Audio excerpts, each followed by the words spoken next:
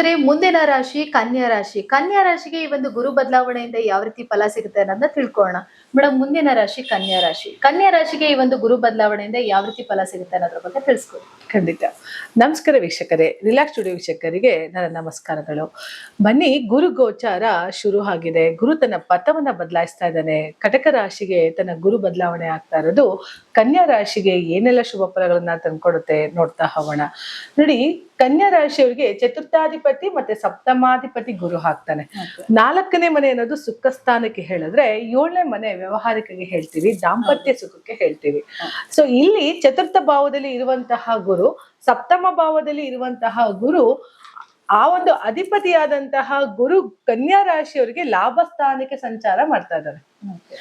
ಮೊದ್ಲೇ ಹೇಳ್ತೀನಿ, ಏಕದಶ ಸ್ಥಾನ ಕೋಟಿ ಪುಣ್ಯ ಫಲಂ ಅಂತ ಯಾವಾಗ್ಲೂ ಹೇಳ್ತಾ ಇರ್ತೀರಲ್ಲ. ಯಾಕೆ ಅಂದ್ರೆ 11ನೇ ಮನೆಯಲ್ಲಿ ಕುಳಿತುಕೊಳ್ಳುವಂತಹ ಗ್ರಹಗಳು ಕೋಟಿ ಪುಣ್ಯಗಳನ್ನು ಕೊಡ್ತವೆ, ಅದೇ ದಶಾಭುಕ್ತಿ ನಡೆದ್ರೆ. ಗೋಚಾರದಲ್ಲಿ ಈಗ 11ನೇ ಮನೆಗೆ ಗುರು ಸಂಚಾರ ಆಗ್ತಾ ಇರೋದು ಕನ್ಯಾ ರಾಶಿಯವರಿಗೆ ಮತ್ತಷ್ಟು ಯೋಗವನ್ನ ತಂದ್ಕೊಡುವಂತ ಒಂದು ಸುವರ್ಣ ಅವಕಾಶ.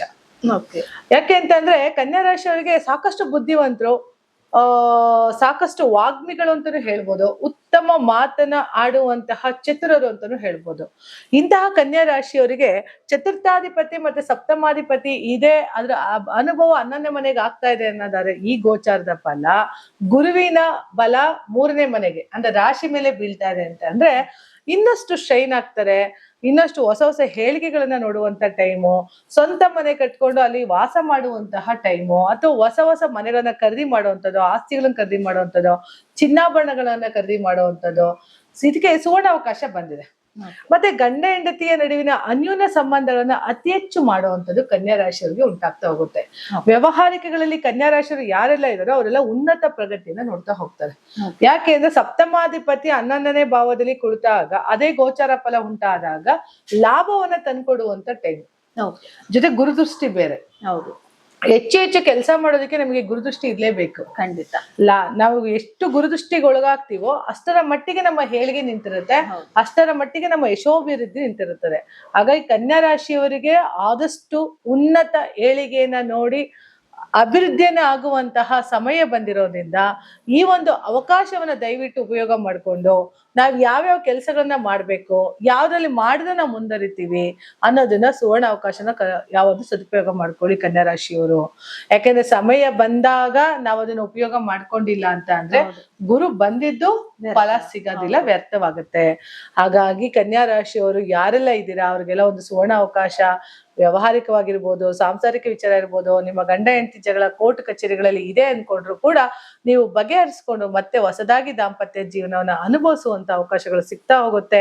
ವ್ಯವಹಾರದಲ್ಲಿ ನಷ್ಟಗಳನ್ನ ನೋಡಿದಿರಿ, ವ್ಯವಹಾರಗಳಲ್ಲಿ ಆದಷ್ಟು ಅಡೆತಡೆಗಳನ್ನ ನೋಡಿರ್ತೀರಿ, ಕೊಡುವಂತ ನಮ್ಗೆ ಯಾವ ಹಣವನ್ನು ಕೊಟ್ಟಿರಲ್ಲ, ಇದೆಲ್ಲವೂ ಕೂಡ ಮತ್ತೆ ವಾಪಸ್ ಬರುವಂತಹ ಸಮಯ ನಿಮಗೆ ಸಿಗ್ತಾ ಇರೋದ್ರಿಂದ ಕನ್ಯಾ ರಾಶಿಯವರು ರೀಬ್ಯಾಕ್ ಅಂದ್ರೆ ಕಷ್ಟಗಳಿಂದ ಹೊರಗಡೆ ಬರುವಂತಹ ಒಂದು ಸಮಯ. ಹಾಗಾಗಿ ಎಲ್ಲೋ ಒಂದ್ ಕಡೆ ಲೋನ್ ಆಗಿಲ್ಲಪ್ಪ, ಲೋನ್ ಅಪ್ರೂವಲ್ ಆಗುತ್ತೆ. ಎಲ್ಲೊಂದ್ ಕಡೆ ಇಟ್ಟಿರುವಂತಹ ಒಡವೆಗಳ ಸಾಲಗಳನ್ನ ಮತ್ತೆ ಬಿಡಿಸ್ಕೊಂಡು ಬಂದು ಮನೆ ತಿಜೋರಿಯಲ್ಲಿ ಇಡುವಂತಹ ಒಂದು ಸುವರ್ಣ ಅವಕಾಶ ಸಿಗ್ತಾ ಹೋಗುತ್ತೆ. ಚತುರ್ಥ ಸುಖಸನಾಧಿಪತಿ ಆರಾಮಾಗಿ ಮನೆಯಲ್ಲಿ ಬಿಂದಾಸ್ ಆಗಿ ಕಾಲ ಕಳೆಯುವಂತಹ ಅವಕಾಶನು ಕನ್ಯಾ ರಾಶಿಯವರಿಗೆ ಸಿಗ್ತಾ ಇರೋದ್ರಿಂದ ಎಲ್ಲೋ ಒಂದ್ ಕಡೆ ಗುರು ಗೋಚಾರದ ಫಲ ಅತ್ಯುನ್ನತ ಫಲಗಳನ್ನ ತಂದ್ಕೊಡೋದಕ್ಕೆ ಕನ್ಯಾ ರಾಶಿಗೆ ಇದೆ. ಜೊತೆಗೆ ಕನ್ಯಾ ರಾಶಿ ಚತುರ್ಥ ಭಾವದಿಂದ ಅವ್ರಿಗೆ 7ನೇ ಮನೆಯನ್ನು ನೋಡ್ತಾರೆ. ಯಾವಾಗ ವ್ಯವಹಾರಿಕವಾಗಿರ್ಬೋದು, ವ್ಯವಹಾರಿಕ ವಿಚಾರಗಳಲ್ಲಾಗಿರ್ಬೋದು, ಸಾಂಸಾರಿಕ ಸಂಬಂಧಪಟ್ಟಂತೆ ಎಲ್ಲವೂ ಕೂಡ ಗುರುಗ್ರಹ ಬದಲಾವಣೆ ಮಾಡ್ತಾನೆ ಅಂತ ಅನ್ನೋದಾದ್ರೆ ಗುರುವಿಗೆ ಅತಿ ಹೆಚ್ಚು ಮೊರೆ ಹೋಗುವಂಥದ್ದು, ರಾಘವೇಂದ್ರ ಮಂತ್ರಾಲಯನ ದರ್ಶನ ಮಾಡುವಂಥದ್ದು, ಶಿರಡಿ ಸಾಯಿಬಾಬಾನ ಹೋಗಿ ದರ್ಶನ ಮಾಡುವಂಥದ್ದು, ಇವೆಲ್ಲವನ್ನು ಮಾಡೋದ್ರಿಂದ ಅತಿ ಹೆಚ್ಚು ಇನ್ನಷ್ಟು ಗುರುಗ್ರಹದ ಆಶೀರ್ವಾದವನ್ನು ಪಡಿತಾ ಹೋಗ್ತಾರೆ. ಹಾಗಾಗಿ ಕನ್ಯಾ ರಾಶಿಯವರಿಗೆ ಸಾಕಷ್ಟು ಯಶೋಭಿವೃದ್ಧಿ, ಎಲ್ಲವೂ ಅನ್ಕೊಂಡಂತಹ ಕೆಲಸ ಕಾರ್ಯಗಳು ಯಶಸ್ಸು ಆಗುವಂತಹ ಸಮಯ. ಯಾಕೆಂದ್ರೆ ಗುರು ಕಟಕ ರಾಶಿ ಉಚ್ಚ ಸ್ಥಾನದಲ್ಲಿ ಕುಳಿತೇನೆ, ಅದೇ ಉಚ್ಚ ಸ್ಥಾನದಲ್ಲಿರೋ ಗುರು ನಿಮ್ಮ ರಾಶಿ ಮೇಲೆ ಮಾಡ್ತಾ ಇದ್ದಾನೆ ಅಂದರೆ 10 ಪಟ್ಟದ್ದು ಇದ್ದಂತಹ ಒಂದು ಉತ್ಸಾಹ 100 ಪಟ್ಟ ಆಗ್ತಾ ಹೋಗುತ್ತೆ.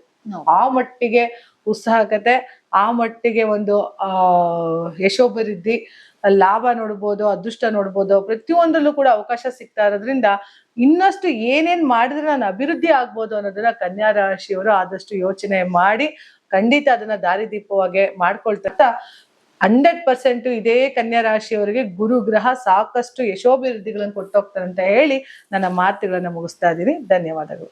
ನೋಡಿದ್ರಲ್ಲ ವೀಕ್ಷಕರೇ, ಈ ಒಂದು ಕನ್ಯಾ ರಾಶಿಗೆ ಗುರು ಬದಲಾವಣೆಯಿಂದ ಯಾವ ರೀತಿ ಅದೃಷ್ಟ ತಂದು ಕೊಡುತ್ತೆ ಅಂತ. ಹಾಗಿದ್ರೆ ಬನ್ನಿ ಮುಂದಿನ ರಾಶಿ ಬಗ್ಗೆ ತಿಳ್ಕೊಳ್ಳೋಣ.